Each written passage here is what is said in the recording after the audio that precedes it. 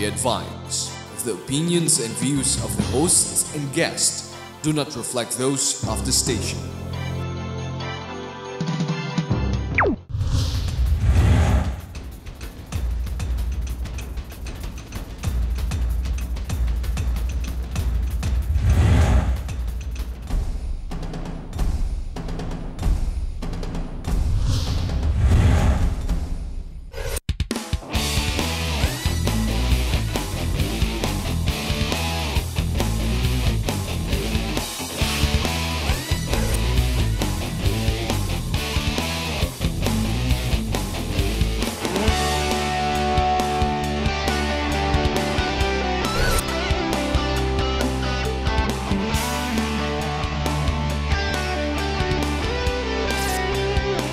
You are what you watch.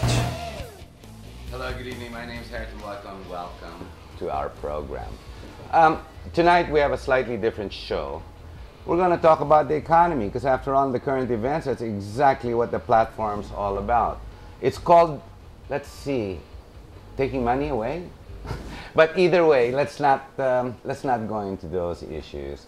What I'd like to talk about is basically really the economy. The ability to produce specific products and trade it within our own system, our own community, our own country. We seem to be lacking in this value of trying to understand and promote Filipino-made products. While we have many a talent pool in this country, like the Philippine Inventor Society, we already have successful entrepreneurs who engage in this system we call commerce. This commerce involves Filipinos buying and selling to Filipinos. This is exactly what we call the local economy. Now, with super brands, we in super brands, we actually endorse specific products, those who become successful in their fields. As we endorse them, we find out the many reasons why they become super brands. You know, you've got to remember, with 25,000, 30,000 brand entries in the market on an annual basis, it's very difficult to even identify which brand is which.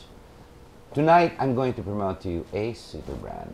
First, Philippine Scales. The brand is FUJI. With us, we have its proprietors. Sit back and enjoy this program as I take you through one of our more successful entrepreneurs and products in the country we can be proud of. With us, we have its president, its founder, its proprietor, its inventor. We have Miss Amparo Policarpio. And we also have her son, the vice president. We have Charlie. Hello, Charlie. Hi, ma'am. Magandang gabi. And thank you very much for being on the program. Magandang gabi po. Magandang gabi rin. You know, I've had you on TV a number of times, being a super brand. You're already on your third tier. Yeah. Obviously, you are a maintaining and sustaining brand. And it shows naman with the commerce that you've been engaging in. You have a fair market share of everywhere. Lahat naman ng palengke na pupuntahan ko, talagang puro FUJI scales na eh. Yes. And the multiple variety of scales that you have, di ba? You have the smallest, when we have the camera, you go look around, we have 3 in front of us, 1 hanging in the back. Ladies and gentlemen, FUJI scales come in many sizes. They even have digital. They can go down to the minute measurement of precise small measurements, correct? Half kilo, yeah. Half kilo. Tsaka maliliit na per gram, no? Pantimbang ng ginto, meron din. Pangginto, silver, precious stones, yung mga powder type. Yes. All the way sa mga timbangan ng baka. Is that correct? Up to truck scale. May truck scale din kayo. So at least, yung mga gaya ng mga weighing sa mga kalye, hindi na kailangan import yan dito na sa atin na. Di ba po? Parang yes. gano'n. Kaya na natin dito yung teknolohiya. Kaya ng teknolohiya. Yeah. Now, a brief history before we go into the issues of Buy Filipino. Bago natin puntahan po yun. A quick history. I know you are a school teacher. Yeah, I am. Very humble beginnings.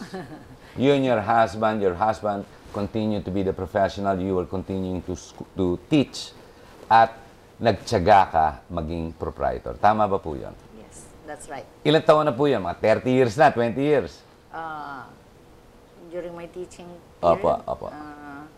I teach since 1959 up to Biro. 1977. So tama, 4 to 5. You were a teacher for 3 decades, For- 2 to 3 I decades. was been in the school for 18 years. 18 years. And then nag-proprietor na po kayo, naging manufacturing. Very quickly, paano kayo napunta sa scales? Before we are manufacturing, we are importer. So, baliktad. Napag-aralan mo, hindi gaya ng iba, nagmamanufacture, tapos tumigil, nag-import-export na lang. Ikaw baliktad. In the old days, kasi walang gumagawa sa Pilipinas, nag-i-import kayo. Ladies and gentlemen, that's the emphasis we want to bring to you. Most companies in the Philippines start out making the products, manufacturing it. But then came called cheap labor and China. What they did was they closed shop. Mas malaking spread ko, walang headache, doon na lang. Ano nangyari? Nawala ng trabaho ang Pilipino. Pinasok na lang, gumanda yung income, wala na yung konting sakit ng ulo, nawala na what we call proprietorship. The value of proprietorship, ma'am, over the years, pinagtyaga mo, I'm sure you had a lot of hard times. Nag-ups and downs ka. Yeah. Kasi, but in technology, you developed it as you went along. Lahat yan, puro trial and error. Di ang gastos po. I started from 1:1, one employee and me. Charlie, you are now running the show with your brother and your cousins, okay? It's a family corporation, you employ some 200-300 people. How can you best describe the success of FUJI and why it will sustain in the next 10 decades? Because of our quality, we First are, and foremost. Yes, first and foremost, we are at par with Japanese quality. That's why sometimes nag-export kami to other country. Baliktad, ha? Tayo na nagpapadala. Yes. Actually, may ibang, yung isa namin manufacturing dito, itong color brown, yung Fuji Gold, it is actually an OEM brand of Japan, Ishida brand.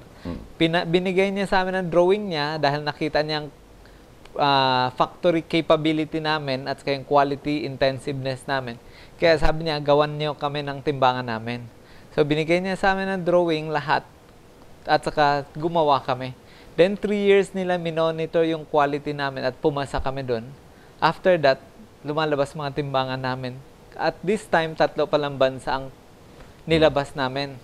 From Japan customer, Mauritius at saka New Zealand.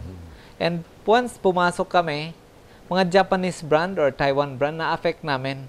So we are replacing them. Kaya we have a market outside the Philippines. We have to tap that still. And you're continuing to develop that. And so far, so good. In spite of the bad or poor world financial conditions, your figures pataas pa rin, steady. Very quickly, how about counterfeit? The last time we talked, Ms. Amparo, we had issues with counterfeit. And the saddest part is na-identify natin, this was, if my memory serves me right, sa Iloilo. Iloilo. And at that time, the NBI you already put the NBI onto them, you visited it, you actually found it. And then, anong ginawa ng Secretary of Justice, if I'm not mistaken, Raul Gonzalez, who is also from Iloilo, who ran as mayor. Anong nangyari doon sa kaso po na yun? Kasi nahuli na, ayun eh. Nahuli na ng counterfeit. May nangyari pa po doon. Finish niya ang kaso. So, still, walang nangyari doon sa kaso, nakahang. But, tumigil muna yung proliferation of counterfeit. Medyo natigil. Once in a while, medyo. Paminsan-minsan may lumalabas. May lumalabas. Then, sinusubaybayan namin. Isn't that ridiculous? Kung kailan kayo ang gumagawa, you are actually the nation builders, generating commerce, employment, generating money to roll within the economy. It is the people in government, the judiciary, who are becoming problematic. Where's the enforcement, who are not there to support you, but to work against you. I mean, terrible po. Di ba? Parang ganun. Let's go to issues that concern all of us Filipinos. Itong issue ng Buy Filipino. May problema pa ba? May nakikita pa rin kayong resistance? Mas gusto nila foreign brands? Sa totoo lang, dapat sinusuportahan ng gobyerno natin yung mga local o kaya Philippine-made na mga produkto. Kasi unang-una, pag nasuportahan natin yan, maiiwasan natin ang paglalabas ng dolyares natin. Isa pa yun. Maiiwasan din natin yung corruption sa pier. Sa gobyerno. And then, makakapagbigay tayo ng employment sa buong Pilipinas, yung mga manggagawa. Bakit may problema pa ba ang Pilipino ang tingin nila sa mga imported? Masyado pa ba tayong colonial? Tingin nyo? Ang problema dito sa Pilipinas, hindi masyado silang istrikto sa mga quality. Basta may mura, bibili sila. Samantala, yung mga produkto naman pumapasok, wala sa quality. Kaya ang kawawa doon, yung mamimili. Kasi minsan nadadaya sila, kulang ang timbang, sobra ang timbang. Pag sobra naman timbang, kawawa naman din yung seller. Di ba? So, it's a quality issue. Yeah. Yes. Kung anong mura, bibili nila kasi mas mura, period. But not seeing the difference between value for money. Yes. That's the problem. Actually, we become dumping ground of parang mga scrap na low quality reject pinapasok dito. Example would be yung daughter ni Senator De Venecia. Yes. Namatay yun due to low quality lighting lang ng Christmas light na pumasok. Low quality. That's And correct. many Because things. yung Christmas light binili, mas mura, nagkamali. Oo. So, it is not good necessarily to buy local, but to look for quality. Quality, And man. pay a little bit more, Yeah. pero buhay ka. Oo. And especially sa negosyo mo. Yeah. For us, yung cost of ownership nung timbangan, because it will last for a very long time, sulit na sulit yung timbangan namin. Although mataas ng konti ang premium namin compared siyempre to China, pero yung Pero in the usage long mo compared to China, say 2 months, 3 months, 2 years, 3 years, totally bawing-bawi eh. But I don't understand, lahat ng pinupuntahan kong nakikita kong palengke, even supermarket, I see First Philippine scales. Yes. I rarely see another brand. Very rare, no? Yung mga timbang, Hawak nyo yung market, so to Yes. speak.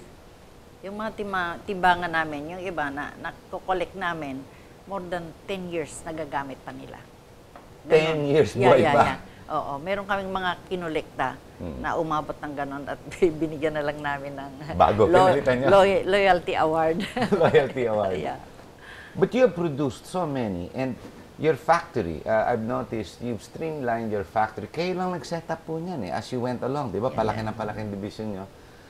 It looks like a backyard company, but actually, the way you put up your assembly lines, your different divisions, you are very professional in your approach. Tsaka ang dami nyo na yung empleyo na Pilipino na nandoon. Yeah. But the technology is still with you. Yung technology na yan, that's still improving every day. Yes. Correct me if I'm wrong. Every Yes. day, nag-upgrade kami. Actually, weighing It's scale, the kids na, no? Sila na naghahanap sa internet. Kayo na yun, ano? Pagbigyan nyo naman siyang para nanay nyo, di ba? Nag-iimbita pa rin kami mga mga foreign consultant, halimbawa from Germany, from Japan, nag-iimbita kami. To learn new stuff. yeah. So, it's not enough that relax na kayo sa mga Hindi, pwede innovations mag-relax. nyo. So, tuloy-tuloy pa rin Tuloy-tuloy. innovations. Yeah. May requirements pa Yes. rin. Pero sa laki ng Pilipinas, sa laki ng mga sa mga talipapa lang natin, ang dami niyan buong Ang laki ng market po nyo. Ang problema, nababagsakan ng mura at hindi maigi na mga skala para Yes. sana made in China, no? Yan ang actually, naging yung problema. mga timbangan namin, ginagamit ng mga well-established na company. Pero yung mga ibang medyo temporary lang na nagbebenta, for a few days, yun, ginagamit nila yun. Kaya nagiging problemado din. So, it ruins their business. Yes, because yung credibility nila nawawala. Yung trust ng tao sa kanya due to mali ang weighing measurement niya, doon nagkakaproblema. It's interesting, the significance and importance of the proper scales when you buy, it's called in good order. When you pay for something, you expect to get the product in good order with the proper size and the proper weight. And if your measurements are incorrect, sino shortchange mo ang customer mo? Yes. Correct? Yes. And this is the value of quality. That's where you come in. Yes. Yeah. Actually, we're building trust between customer and supplier. We are the middle men that fairly give them an equal business opportunity. So first and transaction. foremost, it's the quality of the actual measurement. Yes. And then durability. Yes. Sekunda lang yung durability kasi unahin mo yung Actually, accurate. combine. Pareho yan. Actually, Pareho. combine Sabay yan dalawa. Combine. Hindi mo pwede iwan yung isa. Hindi namin, ang goal namin is kapag bumili ang customer, matagal babalik sa amin for the second unit. Yeah. Medyo dehado kami, pero that is the cost That is of our quality goal na talaga. para Do you feel government is supportive to you and your industry? Do you feel that you are being supported, promoted by the very government that you work for and generate incomes for? Because for every product you make, may sales tax yan pag nabibili yan. Oh. Kayo, for any income you generate, natatax din kayo, di ba? Either way. Yeah. You are also helping government by generating employment. You are also buying raw materials from the very country you're sourcing it here. So it's a fully owned, fully produced, Philippine-made product. Feeling mo may tulong ba po sa inyo? Sa tingin ko, wala masyadong tulong. Kasi kung may tulong, kung may tulong, dapat gayahin ng atin gobyerno yung Mauritius country. Kasi ang Bakit Mauritius po? Mauritius, pag nag-i-import sila ng timbangan,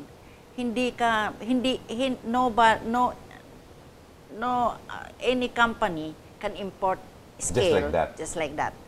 They have to pass through the government.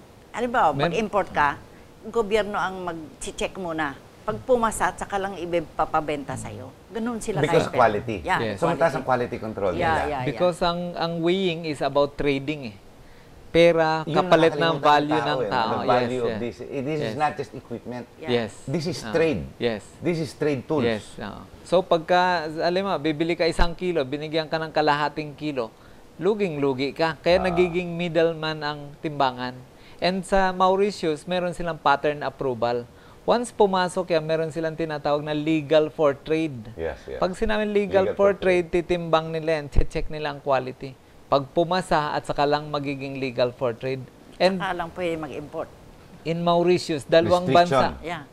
Out of many Japanese company na weighing scale, isa lang nakakapasok sa bansa nila. I think 4 or 5 Japanese weighing scale company. Nauna first Philippine scales. Pangalawa tayo. Pangalawa. Okay. After yung Japan. Pero ngayon, tayo na yung nangunguna. Nangunguna na tayo sa Japan. Kasi sa Japan sila leading of innovation. Yes. Kasi Japan, yung ano nila, hindi makakompete sa atin sa price. Quality equal tayo. So, natatalo sila. Good for it. Nakikita ako sa Department of Trade and Industry na bumupunta sila sa mga palengke at sinicheck nila yung scales. Pero kung sirain yung scale, hindi magandang kwalidad yun, baliwala. Am I correct? Well, ladies and gentlemen, you see, 25 minutes, 23, 25 minutes goes like it's only a minute when you are really engrossed in issues. What I brought to you is a super brand, indeed, but not just the brand, a brand that's been created, established, and sustained by the word quality, accuracy, third only durability. But then again, I was corrected. Durability, accuracy, quality all come together side by side. You see, in the manufacture of scales, over and above their marketing name, their brand, Fuji, which they have very meticulously built over decades, the seriousness or the sensitivity of the manufacture of scales is actually, like Charlie has said, you're right in between, you're the pivotal point. You are the control of measure called legal for trade. If the buyer and the seller and vice versa are being cheated by the equipment and the very commercial tools that they use, people are being short-handed, short-changed. Nagnanakawan, it's unequal. So I guess if you want to know more about quality equipment when it comes to trade, you want to weigh things right, the word is First Philippine Scales. The brand, I guess, is Fuji. Before we end, a message. Si Charlie na muna po, bago si the President. Quick message to our viewers. Bale, kung sakaling may kailangan tayong timbangan, no, bilhin natin mga local. These are very high quality brand na timbangan. And these are only the tip of the iceberg. Marami pa kaming timbangan dyan na ibang klase. This is only a small percentage of the 100% na product namin. Basta timbangan, hanapin nyo Fuji, may makikita kayong pangangailangan nyo. Maging low-end, maging high-end, lahat yan meron kami. That's Charlie Policarpio. We have Miss Amparo Policarpio now. Message po. Para naman sa atin mga mamamayan, no, at saka sa gobyerno, tayong Pilipino, dapat tulungan din natin ang sariling bayan natin, tulungan din ang mga kapwa, mga kababayan natin. Matulungan natin ang atin mga produkto dito sa Pilipinas, bilhin natin mga produkto sa Pilipinas, provided quality siya, no, para unang-una, natutulungan na natin ang gobyerno makapag-kolekta ng mataas na buwis. Pangalawa, ang mga manggagawa, hindi na kailangan magiging OFW, pupunta pa sa ibang bansa. No? At saka, kung po pwede, lahat ng mga ano dito, yung marunong magmahal sa atin. Hindi lang magagawa ng isang tao, hindi lang magagawa ng presidente, kundi lahat tayo maghawak bisik, tulong-tulong, pagtulungan natin mapaunlad ang ating Pilipinas. Yan lang. Thank you very much, Amparo. See, ladies and gentlemen, this is also a public service. This is not just a commercial appeal to try and sell products and or services.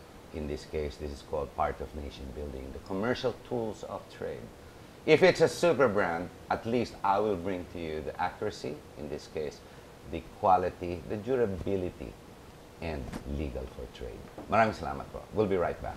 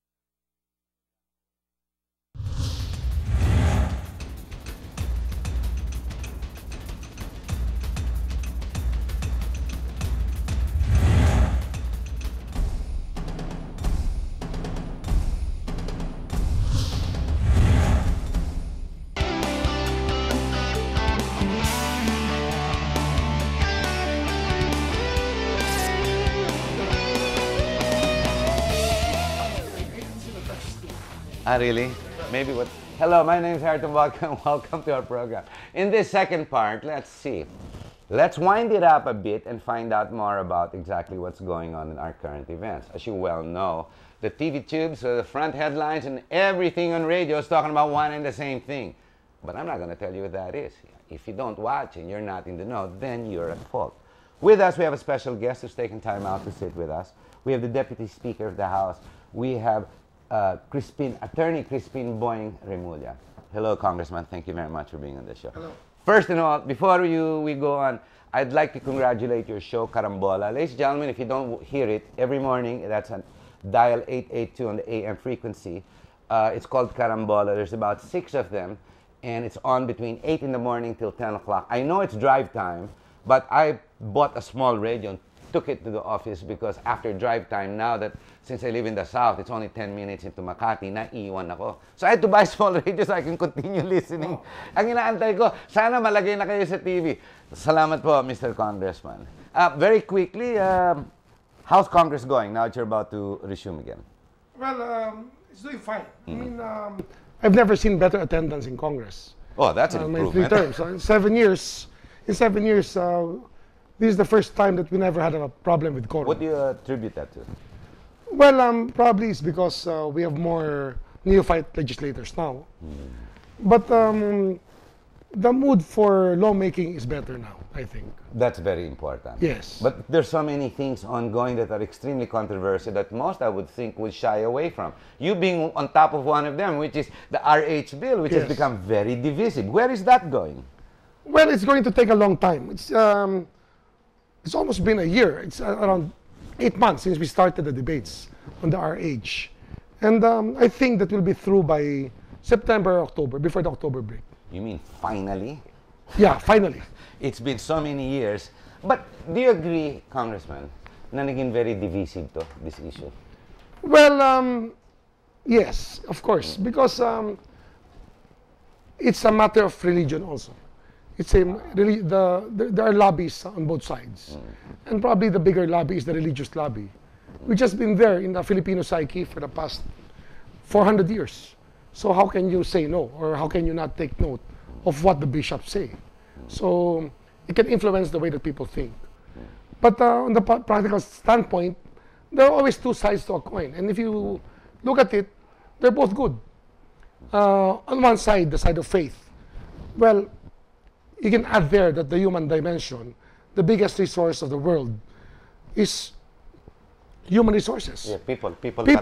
It's the people who make the world a great place to live in. Like, you can have a place like Japan with no natural resources, but with a great economy. And you can have the Philippines with the most resources, but with a very bad economy. So you can see it's the way that we harness our human energy. Do you believe, does public opinion drive legislation? You have been a professional legislator for the last 7 years. You were in the executive part during one presidency. You are a man in the profession of legals, being an attorney, an attorney at law. Does public opinion, which has nothing to do with the first three, does it drive legislation? Because RH Bill is so imbued with public opinions.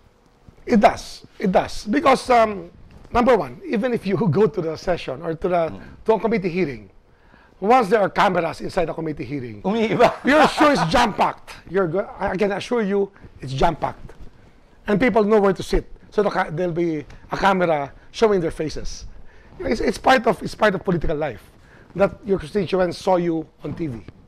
So, but you explained this morning in your radio show, you were telling us in the radio show, no matter how important you are or how hard you work on your legislation, and no matter how hard you work in committee hearings trying to save the country for nation building, at the end of the day, para sa akin, sa constituent mo, if you build nothing back into where you belong, especially in Congress. Yes. Never mind kung national mandate, no, sa mga senador. But in your case, you are subjected to the viewpoints, anong para sa akin dito? Sa komunidad mo, parang ganun po. Yeah, we're hybrids. We have to speak about national issues, but we have to deliver on local projects. Oh, without that, useless. Useless. Because all politics is local. You have a constituency which is defined, of which the needs are very specific, and the resources very limited. But where do you draw the line? Well, that's why the PDAF is an equalizer. And yet many people give it a bad acronym. Diba? Pork barrel. No, it makes the congressman.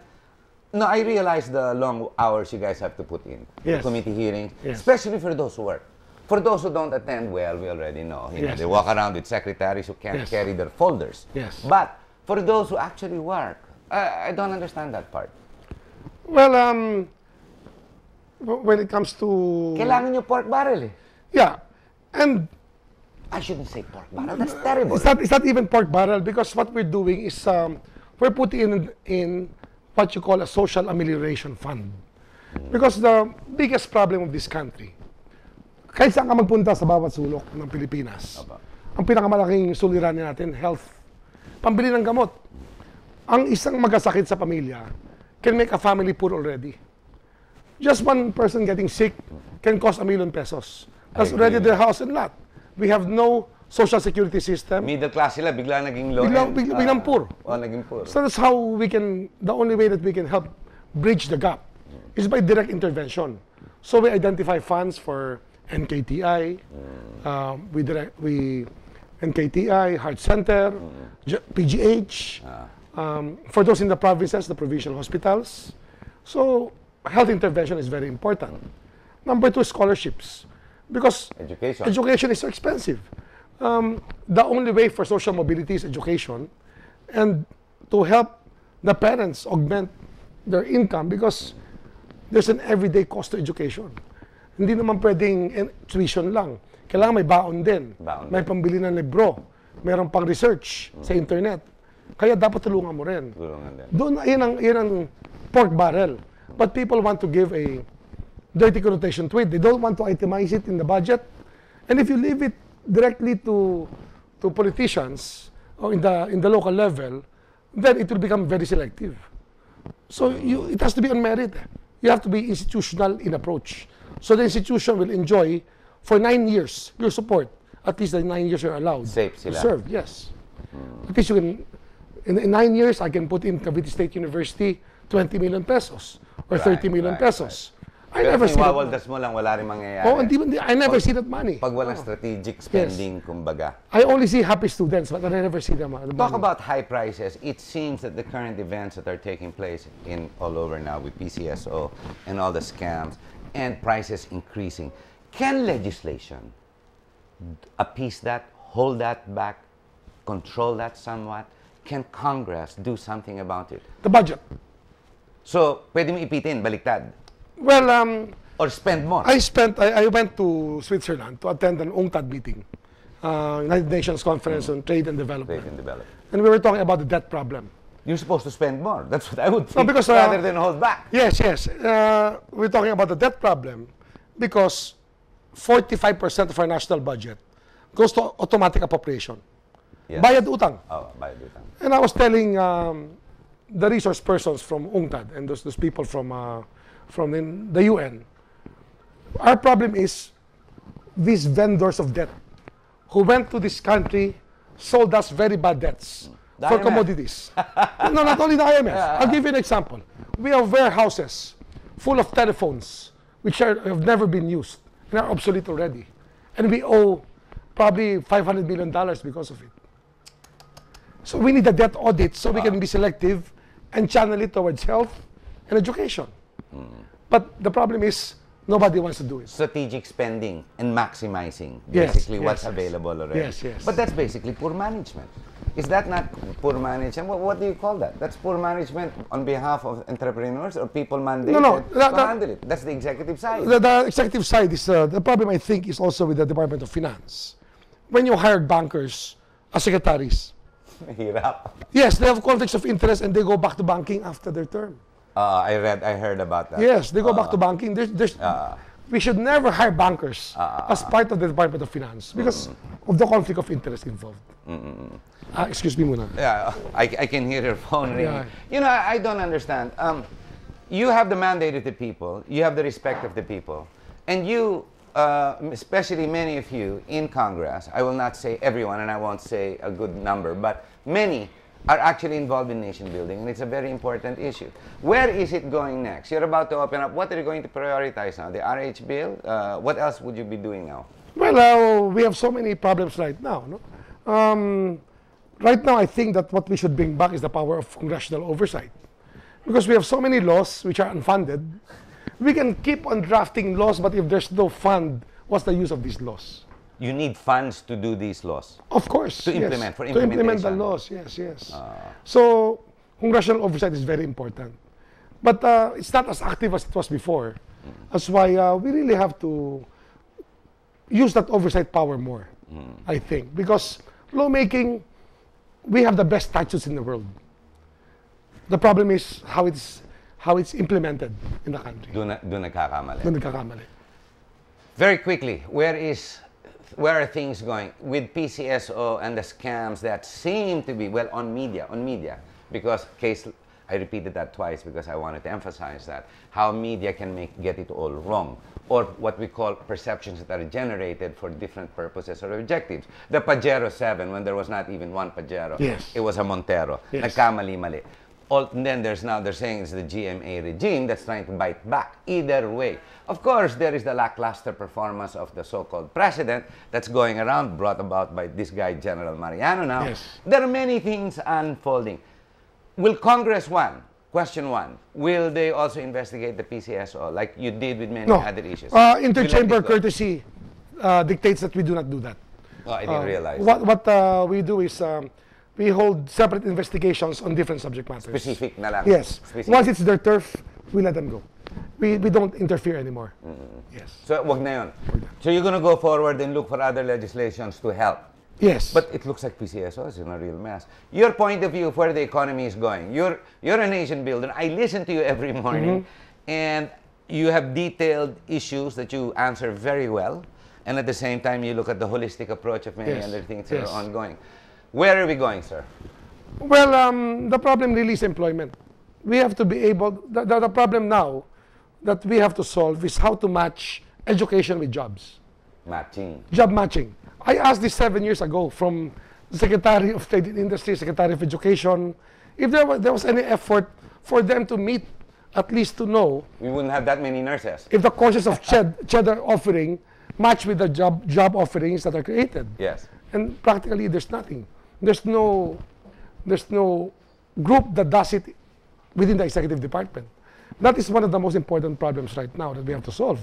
You have nurses now who serve as secretaries, but that's very good because they're the best, they say. Yes. They're the best Educated. secretaries. They're educated, they pass the board, And Professionals. when you pass the board, you're a of course, yeah, you're professional. But that's the problem. How do you improve the pastures within your own country so people don't have to go abroad? I think that's the biggest question. Because if this diaspora continues, the social cost will be so big, it can wreck our culture. The sauna is coming up. How is Congress going to be accepting the president as he comes in? Well, Congress will be very warm to the president. We have of course, the majority is with the president. The minority will always be courteous. I mean, there's always courtesy in the House. So we don't see any problem there. It's more of the public and the expectations that were built on the story on the Cinderella story of Pinoy, Yes. of the president. Because whoever thought that 2 years ago that he was even Going to be a president. They say the black swan. He's the black swan. So everybody wants him to succeed. Sino ba naman ang gusto mong mabigo ang bansa natin? Well, I can count the numbers. Some of them are in Congress. But then again, should congressmen and Congress have reputation management very much like PCSOs engaged professionals do? Because after all, the fund that is meant, like you said, which is a requirement for the constituents and the areas for building specific, like what you say, you've been there 7 years, 9 years, you're going to build, you don't want to lose that fund, you want to build it in real term sustaining long-term education. Put it in an education institution. PR, reputation. Do you think congressmen should be required for this? I think the bias is built in. It will not, no matter how much money you spend trying to rebuild your image, one bad apple will spoil the whole bunch, so they say. Or one bad egg can make everything rotten. So it's inevitable that it happens. There's a bad story about one congressman, it infects all of us. But people have to see us in action if they really want to know us. But we don't see enough action from the plenary. It seems when the big networks come in sa plenary, syempre, madilim yung plenary, marami kayo, antukin kayo. Unless somebody is really a good speaker with a nice voice and stands up tall enough in front of that mic. I mean, hindi siya maririnig unless, of course, nagtatapon siya, you're throwing dirt. The real work, correct me if I'm wrong, is in the committee hearings. Committee hearings. The plenary is the most sleepy affair in the world. It's easier to listen to the plenary when you go up to your room and listen to the monitor. Oh, but when if the bell goes on, yes. nakikinig ka talaga. Yes, I'm always when it's debate time, and I'm not engaged in the debate. Makikinig ka sa I'd rather taas, go mas upstairs and listen, because at least my sense of hearing is really tuned into the subject matter. But when you're in the plenary, somebody will go to you and ask you something. I mean, there's so many distractions. Why hasn't Congress all this time not engaged professional TV networks or radio for news dissemination, so that the PR or the public opinion will not be misled?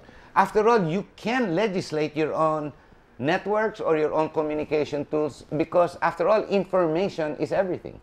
There's a press group in Congress, and the speaker has a press relations bureau.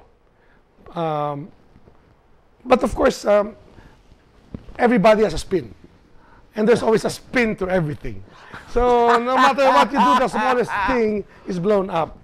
And when you have 280 people there, somehow somebody will fall asleep in plenary, and they take a shot of that, and that's Congress. Mali ang viewpoint eh. Yeah. But I remember Estrada, every time there's a fly, like you were mentioning in the radio show, and GMA doing something else, you always catch the worst parts. Yes. Diba? But that's wrong building, that's wrong image building for leaders that, where we, as the people, as the public, general public, look for hope. But that's where media gets its power. That's why you cannot take it out of media. That's where it gets power, so people will notice them. People will notice media. If you just go on singing praises, you're no different from the people surrounding the people in power. So you're the fourth. We are the fourth estate in media. Kayo po, Congressman Remulla, you've been in politics a long time. What would you rather prefer? Economic freedoms or basic freedoms? Economic prosperity or more freedom? Both. For the country. I don't think that we have to make a choice. I don't think we have to make a choice. If you go to Singapore now, I mean, of course, they grew up under Lee Kuan Yew, under a very strict regime. But you try talking to them about politics, they don't like it. There are better things to talk about than politics.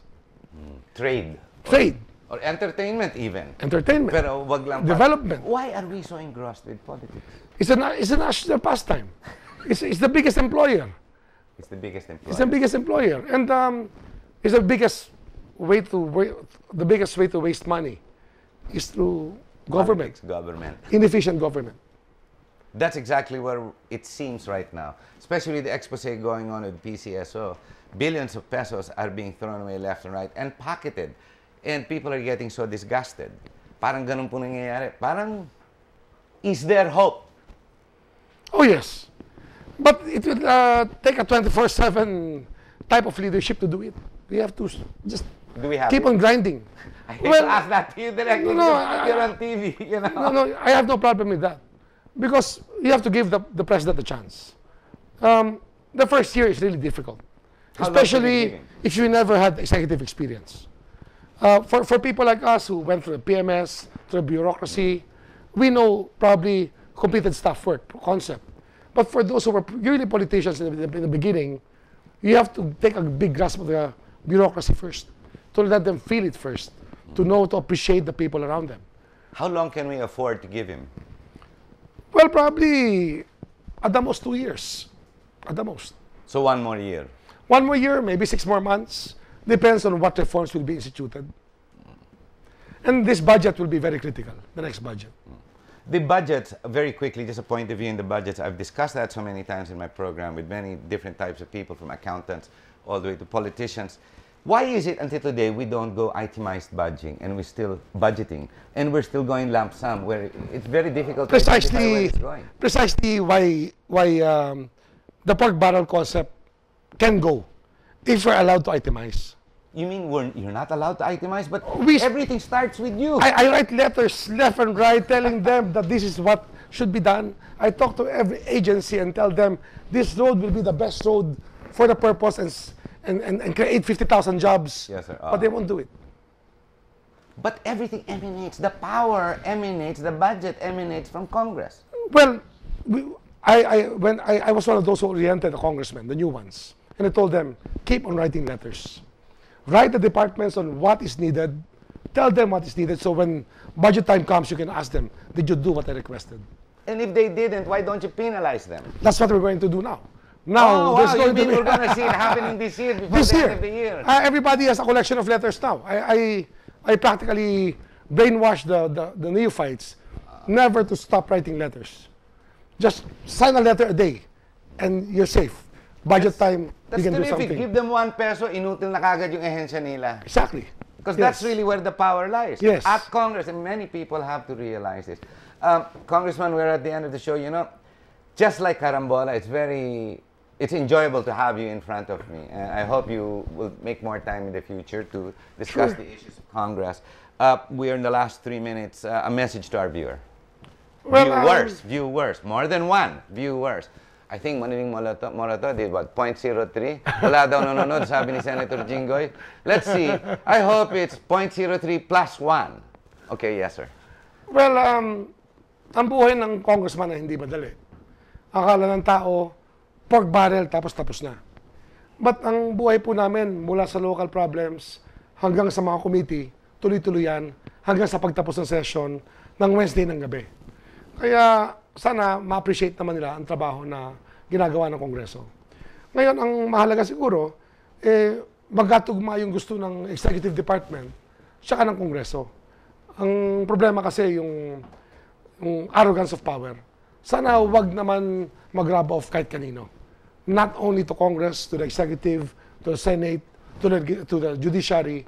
The biggest problem of any country is when people start becoming arrogant. The arrogance of power, because power is temporary. Someday, you go back to a normal life. Di ba? Kaya ako, I'd rather take the keys of my own car and drive home than have a whole coterie of people. I can live that way. Well, you're not. Well, there's many that are not like you. Ladies and gentlemen, we hope you've enjoyed the program. You see, the whole issue of, this is the reason why every afternoon we bring you those committee hearings in Congress. It may be 1 day late or even 3 days late. But you see, here in GNN, when we show that, we started that some 3 years ago. It is very important you learn to understand, not necessarily for you to be a body politic, but at least to appreciate the work of legislators, because the real power really emanates from Congress, and from there on, it's basically implementation. Thank you very much, sir, and we Thank you hope, very much I'd like for to the give you invitation. this. It's one of my sponsors Wow. that come in. Okay. I know it's German. I wish I was giving all Great. Filipino product. Thank you. But maraming salamat po. Thank you. And thank you very Thank much you, for Harry. being here. And don't forget, one last thing. They have a terrific radio show. It's on dial 882 on the AM frequency. It's 8 to 10 o'clock Monday to Friday. It's called Carambola. Believe me, you'll enjoy it. Maraming salamat po. Salamat. Thanks again.